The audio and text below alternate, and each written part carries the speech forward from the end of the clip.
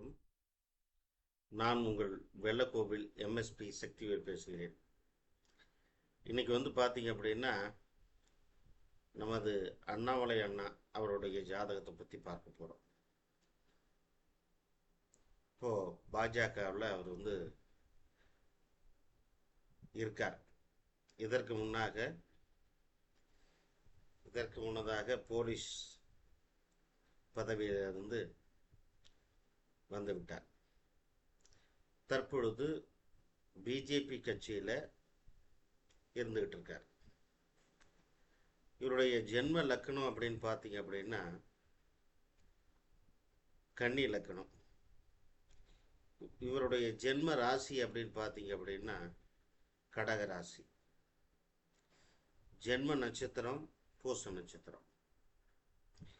இப்போ இவருக்கு என்ன மாதிரியான ப்ரெடிக்ஷன், என்ன மாதிரியான பலாபலன்கள் நடக்கும்? இப்போ ஒரு கட்சியில் இருந்துகிட்டு இருக்கார், பிஜேபி கட்சியில் இருந்துகிட்டு இருக்கார். இந்த கட்சியில் இவர் மிகப்பெரிய ஒரு நல்ல நிலைக்கு வருவாரா, அல்லது எப்படி அடுத்த கட்டம் இவருடைய நிலைப்பாடுகள் எப்படி இருக்கும்? ஜாதக ரீதியாக நம்ம பார்க்கணும். கன்னி லக்னம்னு சொல்லிட்டோம். கன்னி லக்னத்துக்கு 2ஆம் இடத்துல பார்த்தீங்க அப்படின்னா சனி செவ்வாய் காம்பினேஷன்ஸ். இந்த சனி செவ்வாய் காம்பினேஷன்ஸை பற்றி நிறைய பேர், நிறைய குருமார்கள் நிறைய மாதிரி சொல்லியிருப்பாங்க. இவருக்கு 2ஆம் பாவத்தில் இருக்குது, வாக்குஸ்தானம்னு சொல்லுவோம். அப்போது வாக்குஸ்தானம் இவருடைய பேச்சுக்கள், இவருடைய நடவடிக்கைகள் எப்படி இருக்கும்? இவருடைய வார்த்தைகள் மென்மையானதா இல்லை கடுமையானதா? அதாவது இவர் பேசினார்னா ரொம்ப ஸ்ட்ரிக்டாக பேசிடுவார்னு வச்சுங்களேன். ரொம்ப ஸ்ட்ரிக்டாக பேசிடுவார். அது நமக்கே தெரியும். பார்த்து அவர் பேசின மீட்டிங்கெல்லாம் நம்ம எடுத்து பார்த்தோம்னா அவர் பேசுகிறதே யாரும் இதுவரை சொல்லாத கருத்துக்கள். அவர்கிட்ட பேசி ஜெயிக்கிறதுங்கிறது ஆகவே ஆகாது. பேசி ஜெயிக்க வாய்ப்புகளே கிடையாது. இப்போ இல்லை, எப்பவுமே சரி. ஏன்னா 2ஆம் பாவத்தில் சனி செவ்வாய் காம்பினேஷன் அவருக்கு இந்த வாக்கு ஸ்தானம், அதாவது இந்த சனி செவ்வாய் காம்பினேஷன் இளம் வயதில், வயது கம்மியாக இருக்கும், அவருடைய அனுபவம் ஜாஸ்தியாக இருக்கும். வயது கம்மி, அவருடைய அனுபவம் மிகப்பெரியதாக இருக்கும். அவர் பட்ட துன்பங்கள், துயரங்கள், ரைட்டுங்களா, ஒரு ரெகக்னேஷன். அவர் நல்லதே பண்ணாலும் கூட நல்லது தான் பண்ணியிருக்கீங்க அப்படின்னு ஒருத்தர் சொல்ல மாட்டாங்க.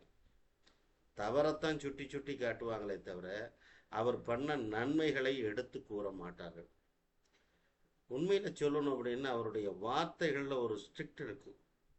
அதாவது இது இப்படித்தான்னா இப்படித்தான், இதில் ஏன் மாறுது, இப்படி மாற்றக்கூடாது இல்லவா அப்படிங்கிறத ரொம்ப தெளிவாக ஓப்பன் டாக், எந்த ஒரு ஒளிவு மறைவு இல்லாமல் எந்த ஒரு விஷயத்தையும் நேரடியாக யார் கூட வேண்டுமானாலும் சரி, அவர் பேசுறதுக்கு தயங்குவதே இல்லை. யார் கூட வேண்டுமானாலும் பேசுறதுக்கு, எப்பொழுது வேண்டுமானாலும் பேச அவர் தயாராக இருக்காருன்னு வச்சுங்களேன். அந்த மாதிரி ஒரு அந்த மாதிரி ஜாதகம்தான் அவருடைய ஜாதகம். சரிங்களா? இப்போ அவருடைய ஜாதகத்தில் என்ன மாதிரியான பலாபலன்கள் நடந்துகிட்டு இருக்கு, அவருக்கு அடுத்து நடக்கக்கூடிய விஷயங்கள், நடக்கக்கூடிய சமாச்சாரங்கள் எப்படி இருக்க போகிறது அப்படிங்கிறத பற்றி நம்ம இப்போ விரிவாக பார்க்க போகிறோம். சரிங்களா? இப்போ விரிவாக பார்க்க போகிறோம். இப்போ இவருடைய ஜாதகத்தில் பார்த்தீங்க அப்படின்னா இந்த சனி செவ்வாயை பற்றி பார்த்தோம். 2ஆம் பாவத்தில், 3ஆம் பாவத்தில் கேது, 4ஆம் பாவத்தில் குரு இருக்கிறார்.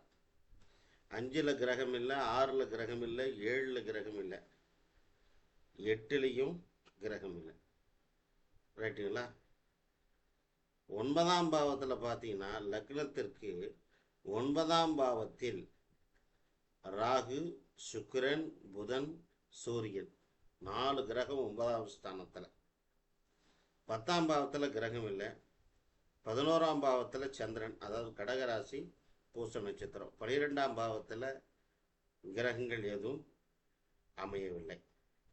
அதுதான் அவருடைய இப்போ இருக்கக்கூடிய ஒரு ஜாதகமாக விளங்குகிறது. சரிங்களா? சரி, இப்போ இந்த கோச்சார சனி, கோச்சார ராகு கேதுக்கள், கோச்சார குரு என்ன பண்ண போகிறது? இப்போ இவருடைய ஜாதகத்தில் லக்னத்துக்கு 12ஆம் இடத்தில் கேது, லக்னத்திற்கு 12ஆம் இடத்தில் கேது, 6ஆம் பாவத்தில் ராகு, 6ஆம் பாவத்தில் ராகு இருக்கு, 7ஆம் பாவத்தில் சனி இருக்கு, 7ஆம் பாவத்தில் சனி இருக்கு. இவருடைய லக்னத்திற்கு 10ஆம் பாவத்தில் குரு இருக்கு, லக்னத்திற்கு 10ஆம் பாவத்தில் குரு இருக்கார். சரி, இப்போ இந்த குரு அடுத்து பயிற்சி ஆகுது. இன்னும் ஒரு 36-40 நாளில் பயிற்சி ஆகி வரும். இந்த குரு கடகத்துக்கு வரும்போது மிகப்பெரிய ஒரு மாற்றங்களை ஏற்படுத்துவார். யாருக்கு? நமக்கு நம்மளுடைய அண்ணாமலை அண்ணன் அவருடைய ஜாதக பிரகாரம் மிகப்பெரிய மாற்றத்தை ஏற்படுத்தும். காரணம் என்னன்னு கேட்டீங்க அப்படின்னா, சந்திரன் மாடிஃபையர், எந்த ஒரு விஷயத்தையும் மாற்றி அமைக்கக்கூடிய தன்மை சந்திரனிடம் இருக்கிறது.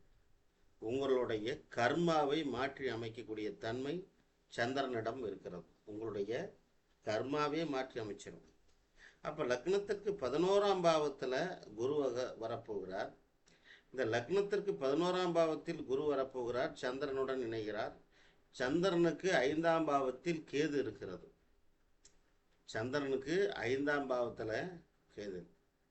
அப்போ அந்த குரு சந்திரனை தொட்டு அந்த கேதுவையும் பார்ப்பார். ரைட்டுங்களா? 11ஆம் பாவத்தில் வருகின்ற குரு சந்திரனை தொடுகிறார். கேதுடைய தொடர்பு இருக்கிறது. ஏன்னா 159 நாடி விதிப்படி 159 கிரகங்களை நாம் எடுத்துக்கிறோம்.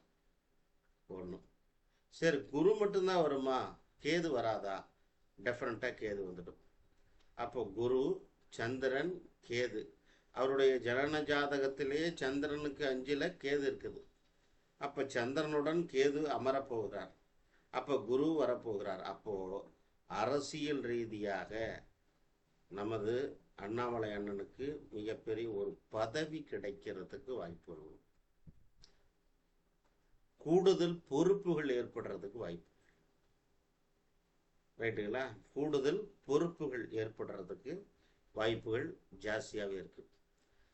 இப்போ வெளிநாடு போய் அது என்ன சொல்லலாம் அப்படின்னா, இவருடைய பொறுப்பின் காரணமாக அந்த பொறுப்புகளை பற்றி தெரிந்து கொள்வதற்கு வெளிநாடு போகிறதுக்கான வாய்ப்புகளும் இருக்கிறது. ஏன்னா குரு சந்திரன் மேலே வரும்போது வெளிநாடு, வெளி மாநிலம் சுற்றிக்கிட்டே இருப்பார்னு வச்சுக்கோங்க. இனிஷியலாக நம்ம வச்சுக்கிட்டோம் அப்படின்னா இப்போ இருக்கிறத விட ரொம்ப ஆக்டிவாக இருக்க போகிறாருன்னு அர்த்தம். ஏன்னா தமிழகத்தில் இந்த பிஜேபிங்கிற ஒரு கட்சி, பாஜகங்கிற ஒரு கட்சி இருக்கிறத வெளிக்கொண்டு வந்தவர். அந்த கட்சி செய்த நன்மைகளை, அந்த கட்சி மக்களுக்காக தான் இயங்குகிறது என்பதை மிக திட்டவட்டமாக எடுத்து கொண்டு வந்தவர் நமது அண்ணாமலை அண்ணன். அவரை தவிர வேற யாராலையும் அந்த கட்சி வெளியே வரல, தமிழகத்தை பொறுத்த மட்டும். வேற என்ன சொல்லலாம் அப்படின்னா, கர்நாடகாவில் வேற மாதிரி இருக்கலாம், ரைட்டுங்களா? கேரளாவில் வேற மாதிரி இருக்கலாம். ஆனால் நமது தமிழகத்தை பொறுத்த மட்டும் அண்ணாமலை அண்ணனால் மட்டும்தான் இந்த பிஜேபிங்கிற கட்சி வெளியே வந்திருக்கு. ஒன்று. அப்போ இந்த குரு பயிற்சி இவருக்கு பெரிய மாற்றத்தை ஏற்படுத்த போகிறது, முன்னேற்றத்தை தரப்போகிறது, அரசியல் ரீதியான தாக்கத்தை, கூடுதல் பொறுப்புகளை ஏற்படுத்துவதற்கு வாய்ப்பு உண்டு. ஏன்னு கேட்டிங்கன்னா மல்டிபிள் டேலண்ட் இவருக்கு வந்து இருக்கக்கூடிய திறமை கொஞ்சம் நெஞ்சம் இல்லை. இந்த சனி செவ்வாய் சேர்க்கை இந்த போர்க்களம் ஒரு போர் வீரனை போல, ஒரு படை தளபதி போல, ஒரு படை தளபதி போல. ஸோ அந்த அளவுக்கு இவர் வந்து செயல்பட்டு கஷ்டப்பட்டாலும் அதற்குண்டான ரெகக்னேஷன் ரொம்ப லேட்டாக கிடைக்குது. ஏன்னா இவருக்கு எப்போவோ பொறுப்புகள் கிடைச்சிருக்கணும். எப்படி பொறுப்புகள் அப்படின்னா எந்த மாதிரி பொறுப்புகள் அப்படின்னா இப்போ ஒரு அமைச்சராகவோ முக்கிய பொறுப்புகள் வர்றதுக்கான வாய்ப்புகள் இவருடைய ஜாதகத்தில் 100% இருக்கிறது. அதில் எந்த விதமான டவுட்டும் இல்லை. ஆனால் எல்லாமே லேட்டாக இவர் போராடி போராடி தான் வாழ்க்கையில் வெற்றி பெற்று வருகிறார் அப்படிங்கிறத மறந்துடாதீங்க. இது அவரே இந்த வீடியோ பதிவை பார்த்தாலும் மறுப்பதற்கு இல்லை.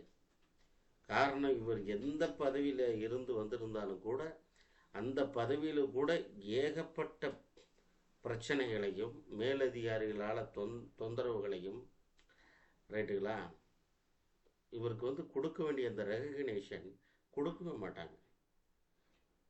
அவ்வளவு திறமை இருந்தும் கூட அவருக்கு கிடைக்கிறதில்ல. அது அவரே சொல்லுவார், நிச்சயமாக சொல்லுவார். சரிங்களா? ஏன்னா காரணம் சனி செவ்வாய் போராட்டத்தை உண்டு பண்ணும், போர்க்களத்தை உண்டு பண்ணும். இப்போ சனி செவ்வாய் சேர்க்கை இருக்குதுன்னா நம்ம ஜாதகத்தில் வேலைக்கு போகிறீங்கன்னா வேலைக்கு உண்டான ரெகக்னேஷன் கிடைக்காது, அதற்கான அங்கீகாரம் கிடைக்காது, வருமானம் கிடைக்காது. சம்பளம் எல்லாருக்கும் இன்க்ரிமெண்ட் வந்து 2000 ரூபா போட்டால் உங்களுக்கு 1000 ரூபா தான் போடுவான். எல்லாருக்கும் 50,000 ரூபா சம்பளம்னா உங்களுக்கு 40,000 ரூபா சம்பளம். இதெல்லாம் ஏற்படுத்தக்கூடியது தான் இந்த சனி செவ்வாய். அதனால தான் அவர் வாலண்டரி, ஏன்னா வேலையை விட்டு தானாகவே வெளியே வருவது சனி செவ்வாய். நீங்கள் சனி செவ்வாய் சேர்ந்த ஜாதகத்தை எடுத்து பாருங்கள், வேலையை விட்டு அவங்களே வந்துடுவாங்க, நீங்கள் அனுப்பலாம் வேண்டாம். அவங்களே ஒரு கட்டத்தில் போராடி பார்த்துட்டு இது வேலைக்கு ஆகாதுன்னு சொல்லிட்டு அவங்களே வெளியே வந்துடுவாங்க. அந்த மாதிரி இந்த அண்ணன் அண்ணாமலை அவர்களுடைய ஜாதகம் போராட்ட குணத்தையும் போர்க்களத்தையும் போர்க்களத்தில் வெற்றி பெறுவார் என்பதையும் அடுத்து வருகின்ற குரு பெயர்ச்சி இவருக்கு பெரிய பதவி ரைட்டுங்களா கூடுதல் பொறுப்புகள் வழங்குவதற்கான வாய்ப்புகள் ஏற்படுங்கிறதையும் நல்ல மனுஷன் அப்படிங்கிறதையும். ஏன்னு கேட்டிங்கன்னா லக்னம் தான் ஒரு மனிதரை நல்லவராக கெட்டவரான்னு தீர்மானிக்கிறது. அந்த லக்னம் கன்னி லக்னம், உபய லக்னம். உபய லக்னத்தில் பிறந்தவர்களுக்கு மற்றவர்களுக்கு கொடுத்து தான் பழக்கம். எப்போவுமே உபயத்தில் பிறந்தவர்களுக்கு அபயம் இல்லை அப்படின்னு சொல்லுவாங்க. எப்படியாவது கஷ்டப்பட்டாவது பிழைச்சிக்குவாங்க. அந்த லக்னாதிபதி 9ஆம் பாவத்தில் பாக்கியஸ்தானத்தில் போய் உட்காந்துட்டான். லக்னாதிபதி 9ஆம் பாவத்தில் பாக்கியஸ்தானத்தில் போய் உட்காந்துட்டான். ரைட்டுங்களா? ஸோ அவர் வந்து ரொம்ப நல்ல குணம், பிறரை ஏமாற்றும் எண்ணம் இல்லாத ஒரு மனிதர், ஈகை குணம் உள்ள ஒரு மனிதர். பூச நட்சத்திரம், கடகராசி, அந்த தாய்மை பண்பு, அந்த நாகரிகம் இதெல்லாம் தெரிந்தவர். ஸோ இவருக்கு அடுத்து வருகின்ற குரு பயிற்சிக்கு பிறகு மிகப்பெரிய மாற்றத்தையும் முன்னேற்றத்தையும் வழங்கப் போகிறது. குரு பயிற்சி மட்டுமில்லை, ராகு கேது பயிற்சியும். சரிங்களா? இதில் என்ன சந்தேகம் இருந்தாலும் நீங்கள் தாராளமாக என்னுடைய வாட்ஸ்அப் எண்ணுக்கு தொடர்பு கொள்ளலாம். மீண்டும் ஒரு பதிவில் சந்திப்போம். உங்களிடமிருந்து விடைபெற்றுக் கொள்வது வெள்ளக்கோவில் சக்திவேல், நாடி ஜோதிடர் மற்றும் வாஸ்து நிபுணர். நன்றி.